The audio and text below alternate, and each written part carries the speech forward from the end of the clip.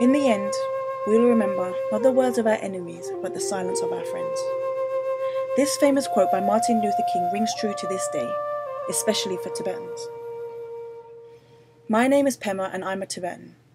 Growing up in the UK, people were always asking me, where is Tibet? We don't see it on the maps. Yeah, I'd say because my country was stolen by China. Since 1949, when many countries around the world started gaining their independence, Tibet was illegally invaded and occupied by China.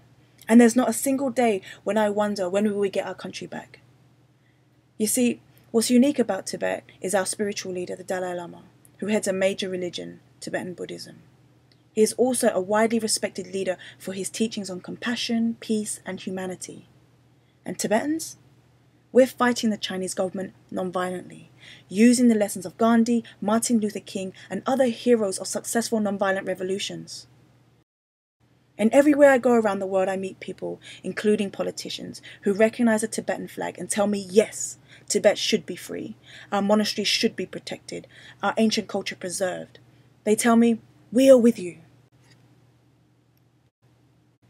So with all this international support, it's only a matter of time before the world's influential leaders step it up and use the diplomatic tools available to them to hold China accountable, right?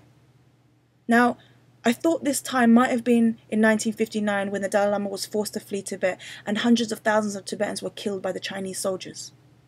But it wasn't. How about to stop China's aggressive cultural genocide in Tibet?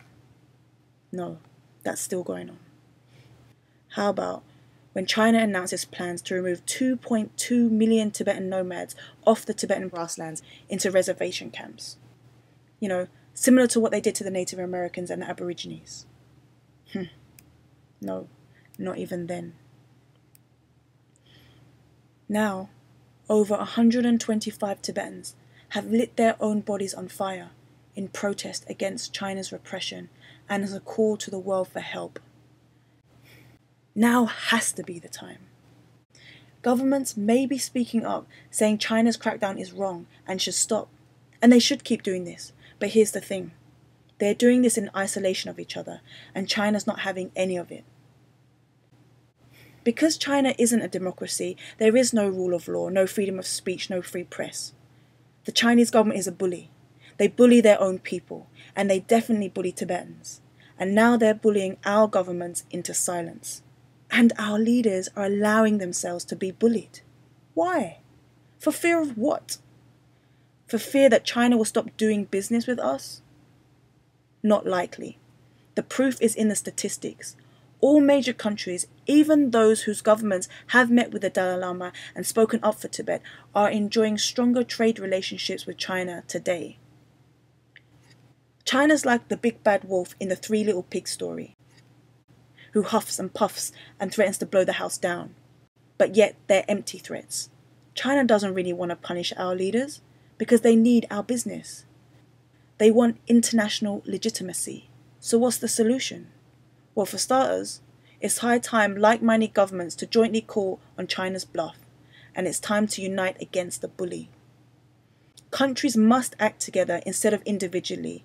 In accordance with our shared values and democratic principles, we can change the way we're engaging on Tibet and be successful.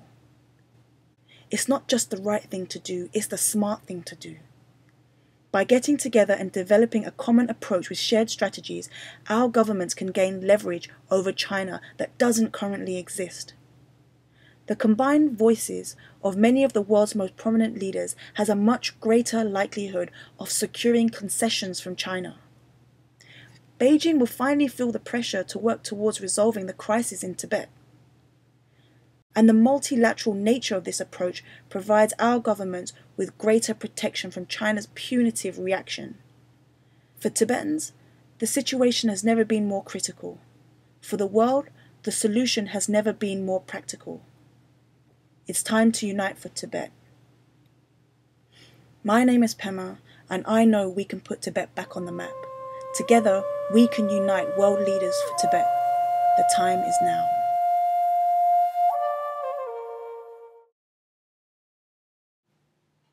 Be a part of the Tibet solution and ask your leader to do the same. Sign the petition that calls for world leaders to unite for Tibet.